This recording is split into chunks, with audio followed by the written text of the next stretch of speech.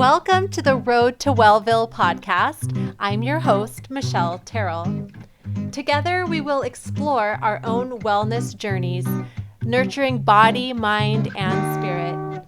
Join me as I talk to top wellness professionals from all over the world with a wide range of backgrounds and specialties. I invite you to discover, discuss, and design your own path on the road to Welvil. Welcome, listener. Today, I am so excited to introduce you to Elizabeth King.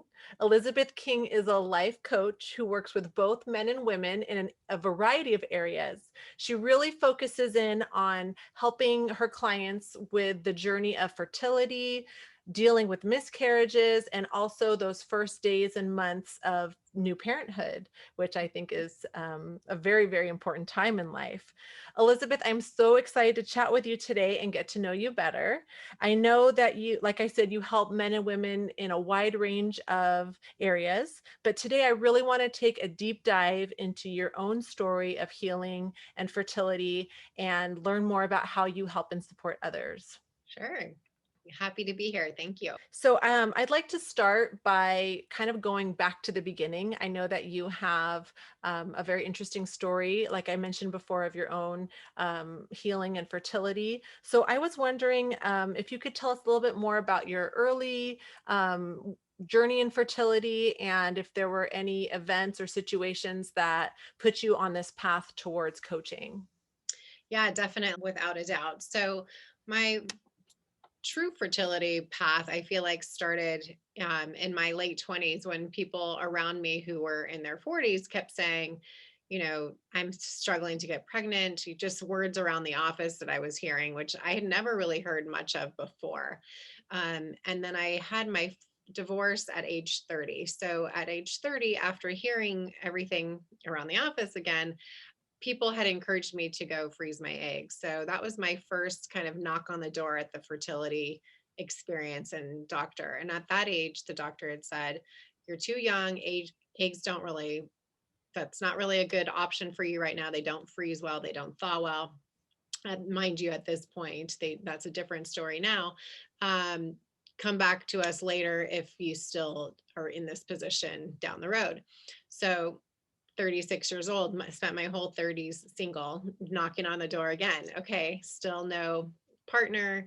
I think I'm getting to the point where I would need to do this. And so he said, "Okay, you're right. It's, still not a great option compared to embryo freezing, but it's better than nothing." It was kind of the insurance policy.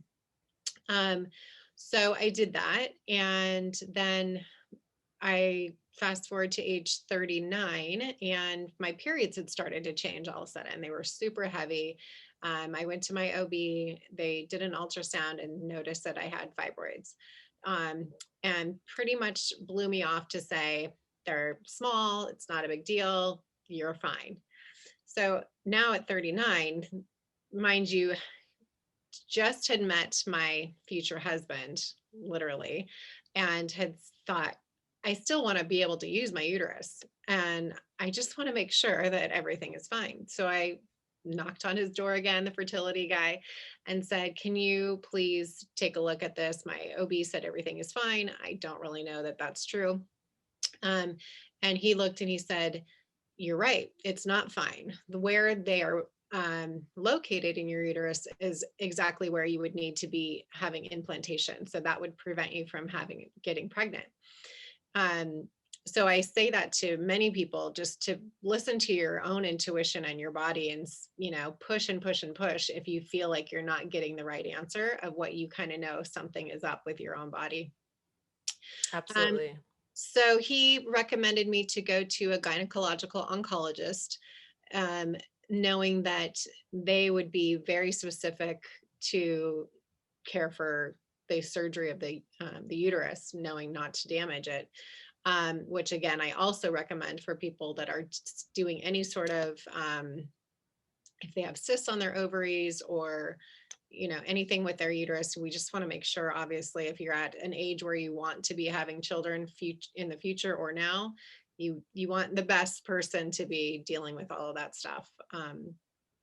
So I recommend that. And then, so I did that, and that was a few months down the line. At this point, now I am 40, and I had my, I think it was about 6 months to heal from that experience and that surgery. And right at that point, the doctor had said, again, given your age, if I were you, I would start trying. So at this point, we were just engaged, started trying, and we ended up getting pregnant at that point. So through that experience is when I realized that, and there's more down the line to that, but the fact that the advocating and the great delta of the information that we are given versus what we need to know about our reproductive health and how that affects our bodies. And then also after my first miscarriage, I was having my DNC, and the drape next to me, the couple was doing their first egg retrieval for their IVF. So we were at our lowest low as a couple, absolutely devastated, and they were super excited about their future. And that was kind of my light bulb moment to know this is where I need to put my focus for my coaching from now on, is helping couples through that emotional journey of fertility and what that looks like. So that's where we Yeah, are I today. absolutely agree. It's kind of been a theme on this podcast about this advocating for yourself, taking responsibility for your own health. Yeah. As amazing as doctors are, and Western medicine, it's all, you're always the one that's in charge of your health and your life. And like you said, if you don't like what one person's saying, maybe go see someone else, and wanting always the best for that. Um, so I just wanted to know, and you were talking about, yourself being that woman going through your miscarriage, and then you're seeing these people who are just going through their IVF, Mhm. their initial IVF moments. So I was just wondering, what do you wish you knew when you were back there starting on your journey? What are some things, anything else besides being an advocate for yourself, that you would tell someone who may be starting on that journey themselves right now? Oh my gosh, so much. I feel like we're not taught any of this stuff in school about our bodies and ovulation and how it works. And, if you're really serious about conceiving, what do you need to do for that? There really is very few days during a month that you can conceive. And I didn't know that going into it. I learned all this as I went along. And so I think starting that process would just be the fact that what you do in your day-to-day life and what you ingest in your body does matter to your reproductive health, as far as what you intake, your supplements, your working out, all of those things, and to really get to know your cycles. I wish I knew that early on, to say, okay, that feeling that I'm having right now, that's ovulation. I didn't really know that until I needed to know that, and your temperature fluctuations during the month and all of that sort of stuff. So for me, I think that's what it would be. Also, the awareness that it is so common. So 1 in 8 couples suffer from infertility, and 1 in 4 have a miscarriage. So when I was going through both, I didn't realize that those were the numbers. If you look out at 8 people and 4 people and think about that, it's very common, but neither of those things are really talked about too much. They're starting to become more and more talked about now, but going through it, and you really feel like you're alone and nobody else is dealing with it. I think the social media channels are helping to spread the awareness for people to not feel so alone. But I wasn't really into that at the moment when I was going through them. So it's that I felt like the support was I really think you lacking in those definitely serve a areas. purpose in that support. And um, so I kind of wanted to go into um, exactly how do you support women who have gone through a miscarriage, and or even a family, because it's not just the woman, the Yeah. husband, and also maybe other children if they're involved too. So could you tell me a little bit more about what are some of your practical takeaways, or how you support women who specifically have gone through a miscarriage? Yeah, definitely. So I'm actually just launching my mini course of Mamas After Miscarriage next week to help women as kind of a grab and go, that if this is happening to them, they can have this on hand to work through it as they need to, because sometimes you're just in such shock that you don't really even have the wherewithal to get out to see a coach or a therapist or whatever. And this way they can just download it and do it on their own time, as well as a 30-day support plan that includes affirmations, journal prompts to really help you work through the healing about, how did I feel when I started my pregnancy journey? How did I feel when I got that positive test? How did I feel when I realized, I wasn't pregnant anymore, and all of those things. And it really just helps them process and get through the healing process a little bit easier, and also by connecting with other women that are going through it. The one thing I would say for the families and for the women who have their spouse along with them is, don't underestimate how this is affecting everybody else around you too.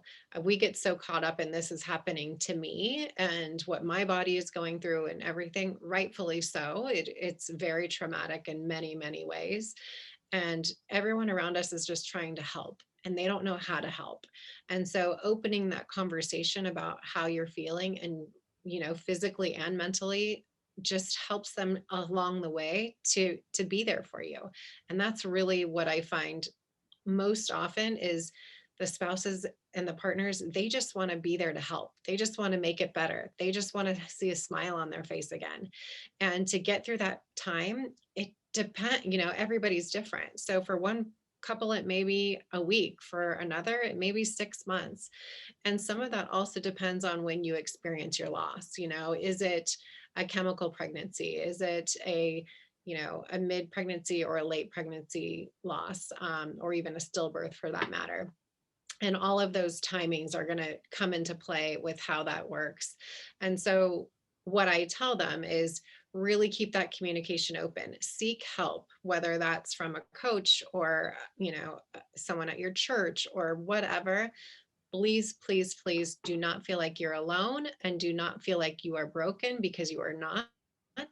And you will heal from this, but you really do, it does help to do the work in order to help your body heal mentally as well as physically, because a spiritual aspect is going to be lingering for a long time. And listening to you talk makes Yeah. me realize too about how it's, it's this grief, but Mhm. it's a unique type of grief because, if you're trying to conceive again, you sometimes you might feel like you're on this timeline. So you're feeling this grief, but you're also maybe feeling this pressure to continue um, down your conception path, which I can imagine presents its own problems while you're dealing with your grief and while you're trying to heal.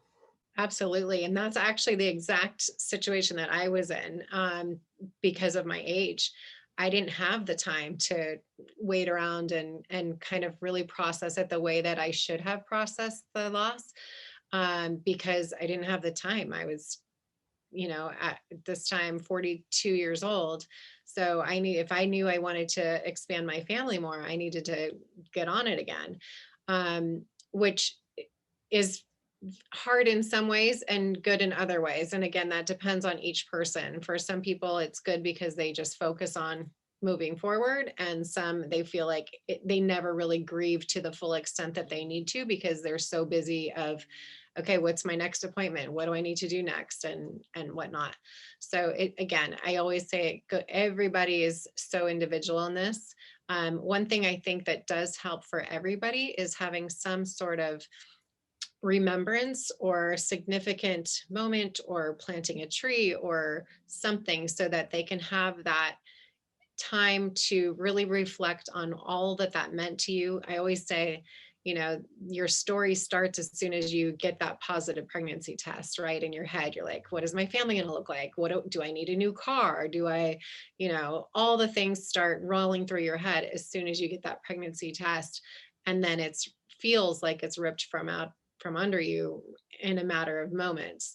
So doing the healing work to acknowledge all the feelings along the way is really important in filling the hole in your heart from that loss. Absolutely. And I wanted to kind of transition then from what we're talking about, the miscarriage, to those who are maybe trying to get pregnant, whether they're younger or older. Do you have any practical takeaways as far as building fertility health? Yes. So I have a laundry list of,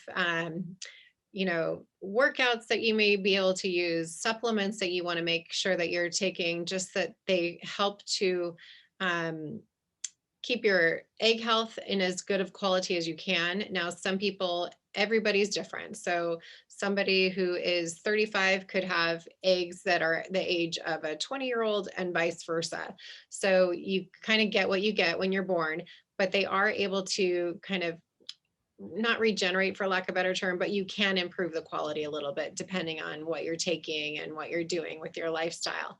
Um, but as well, I really would love for everybody to tune into their body. So if that's taking their basal temperature every morning for a while, even before you're really trying, just to get an idea of, okay, what does my body feel like today? What day am I in my cycle?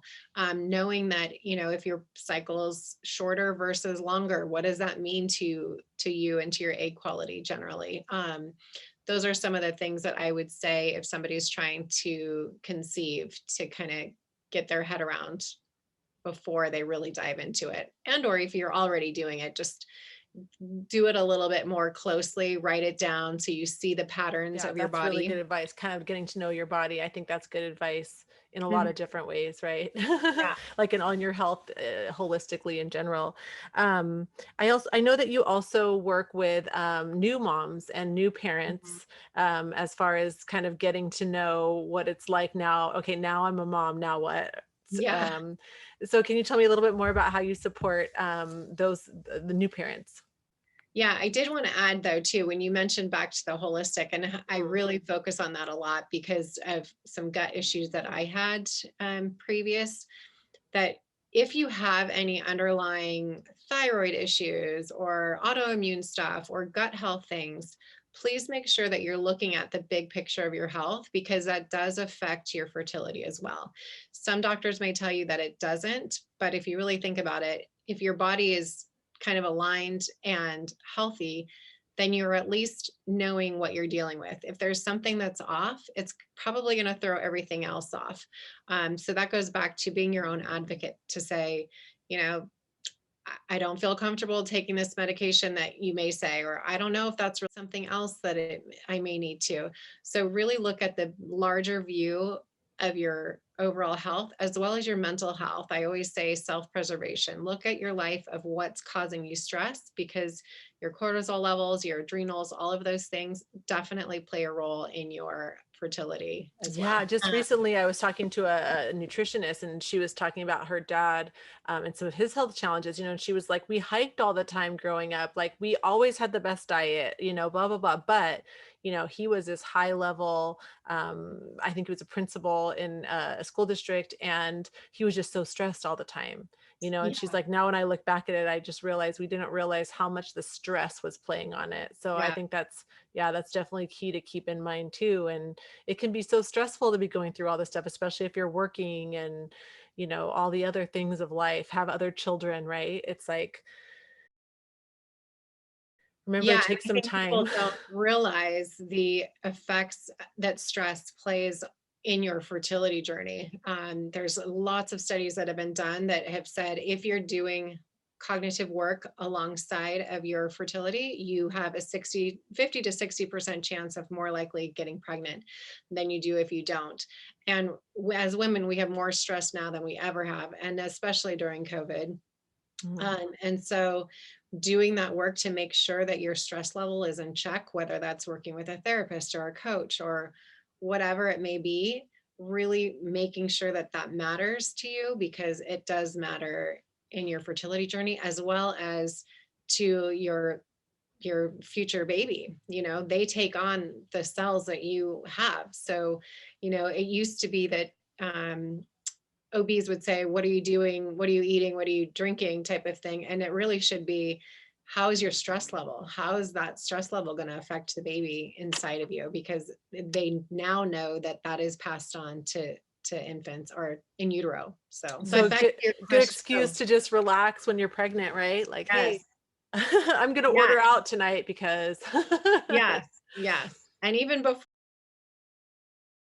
Mhm. setting your Yeah. body up to get to a level where it's even keel and not up and down. Because I think some people, what they say, when I do get pregnant, then I will, start to slow down in my job or whatever. But the reality is those cells are already in your body. You want to make sure that you are living the life that you want to have already as much as possible. I know it's not always possible, but so that your body is aligned with where you want to be I going love that. I mentally. love that we're talking about this right now. That's something that I wish I knew before I had gotten pregnant. I know during my pregnancy, my first pregnancy for sure, was probably the first time I let myself nap during the day. I was Mhm. always so type A. I was always go, go, go. And then once I was pregnant, I was like, well, it's okay for me to take a nap because I'm Yeah, pregnant. Like yeah, I wish I had given myself that permission before, yeah, I yeah, was much more productive anyways. But yeah, yeah, that is a key. Make sure that you're taking care of yourself and allowing yourself those things, even way before you become pregnant, just to get yourself really tuned in to, like you said, the energy that you want to have and the cells that yeah, you want to have and you want to yeah. pass I on to. always tell my clients that are trying to conceive, I'm going to treat you as though you are pregnant. So Mm. we're going to do all the things as if you were, as far as lifestyle, meditation, journaling, alcohol, caffeine, all of those things, because my goal is for you to get pregnant. So let's start And get in now. that mindset. Yeah. Yeah, for sure. Uh-huh. So I know a little bit about you, Elizabeth. You told a little bit about your story. Could you tell us a little bit more? I know that you were more corporate, and then you kind of transitioned into some different kinds of coaching that you were doing while you were, in your fertility journey, and then that kind of inspired you to really focus on working with families that are working with fertility. So could you tell us a little bit more about your transition in your career and how you became inspired to really coach in the way you are right now? Yes. So I have had a event marketing business for 20 years that focuses on software companies in the high tech industry. So I've worked with some of the biggest software companies in the world, actually. And that has been fantastic. When I was 30 and I went through my divorce, I realized going through that therapy during that period of time that when we would leave the therapist office, my ex-husband would say that felt like divorce therapy. And I was like, you know what? He's right. They're not really giving us any tools to bring us together. And that really didn't feel good because we were willing to put the time in. We loved each other. We wanted to try to figure this out.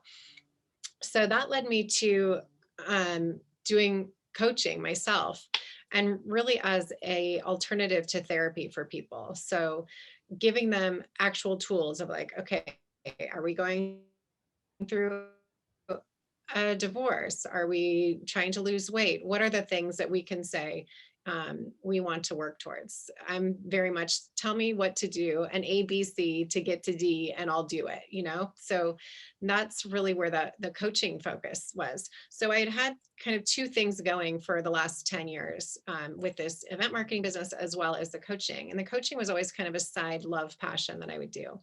Now, when the fertility started to come on board in my own life and realizing that light bulb moment that I really need to be helping and serving and supporting women and families that are going through this, it was, I still had the other business that was going, and I wasn't really focused so much on the coaching as much as I really had wanted to. Well, fast forward to 2020.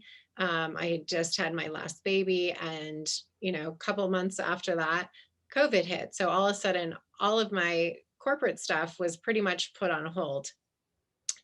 And that took me, honestly, a couple of months to say, okay, this is the universe's way of saying, this is where your heart is. This is where you're going to serve the world and send the message to this planet. It's time for you to do this now. And so as easy in some ways as it is, because that's where my passion, my love is, it was also a big change to say, okay, I need to walk away from this and really focus on the coaching and serving this community as much as I possibly can and letting my voice be heard to help others. So yeah, it's It's definitely been an interesting I've had transition, the that's for sure. similar experience where I'm also a teacher, but things have changed with COVID, and I had launched this website, and I had dreamed of launching this podcast, and I had done a few interviews, but once COVID hit, I was like, oh my gosh, people need this way of like connecting with coaches and other wellness professionals, especially like in this space of like online and distance Yeah, because of COVID now. And I think it's going to continue that way because I love the fact that like you can be in Orange County, we can be in Orange County, and you can help somebody in New York, you can help yeah, somebody in London, you can help yeah. somebody anywhere. Like that's It's the beautiful. amazing thing of this. So I love Yeah, that. And the same thing's been happening for me. You just put one foot in for the other, and you feel like this is the way that the universe is calling me yeah. because like the everything just seems to be lining up. So that's amazing. And I know there's probably so many people who are going to be so excited to find out about you and what you're doing. And you have so much great wisdom to share. Thank you. So on that note, I just wanted to ask, how can my listener find you if they want to find out more about what you're up to and what you offer? Yeah, so my website is a great place to go, elizabethking.com. We're also on Instagram at elizabethking_coaching. As I mentioned, we actually do have some group coaching that I didn't mention before, which is the outcome from those group coaching sessions, if anybody's out there that wants to join them, the bond that these women build from that is incredible and lives way beyond me and the coaching experience that they have because they're able to connect in such a deep way. And again, I always say it's like removing the social media veil. So they can see all these people on social media, but once they really get on a Zoom call with everybody and we meet weekly and everything, it becomes so much more deeper and so much more valuable and so much more healing to everybody. So I want to mention that too, because I didn't mention that before. And then the Mamas After Miscarriage course, as well as the New Mom Masterclass course, which I didn't mention either, but really helping new moms who have no idea what they're getting into to be prepared for what's coming, because I always say you don't know what you don't know until you're there. And so I just feel like it's such a need for me to help support women being prepared so they can have their baby, feel confident, not feel, so, oh my gosh, what have I gotten myself into? How do I do this or that? I always say, as long as we can at least have the conversation and you can hear these things before it happens, you'll be able to go into it with more confidence. So we review everything from, the benefit of red lights in the room for the baby neurologically to all of it. I can't even tell you. It's just so much information and so helpful to so many people that are expecting. So yeah, those are the places that, and all of that can be found on our website too, Excellent. You are like elizabethking.com. everyone's wise best friend who like already knows the good advice to share. Well, I had to stumble through it myself and figure it out. And kind of like you, now I just wanted to bring it to everybody to say, like, it doesn't need to be that hard and you don't have to be that stressed out. And, here it is for you and you're not alone and That's let's awesome. And I love the connect. Let's Connect piece and that group that you're talking about, that small group. Yeah, it just sounds so valuable Yeah. because in all of my journeys that I mean, it's so great to have coaches and teachers, but it's always connecting with those other people that are going through your journey or maybe just one step ahead or behind Yeah. that is so powerful. Yeah, it really is. Much more than I ever could imagine, honestly. Yeah. Man, I wish that that was around when I was I first know. a mama for sure. Yeah. All right, Elizabeth, I was just wanting to open it up to anything else that you might want to share before we close. No, I think that's it. Just thanks for having us. Thanks for making it the community that you're having for people to be able to find resources. I think that's amazing. So I know you do so much too. So Absolutely. Yeah, thanks you for mentioned about beyond social media. I think that's a really interesting point. I mean, I think social media certainly serves a purpose, and I love it. But sometimes it's not the best place for everyone who's looking for their healing right now, or yeah, in certain situations. So I like that. We can get real. yeah, yeah, definitely. I agree.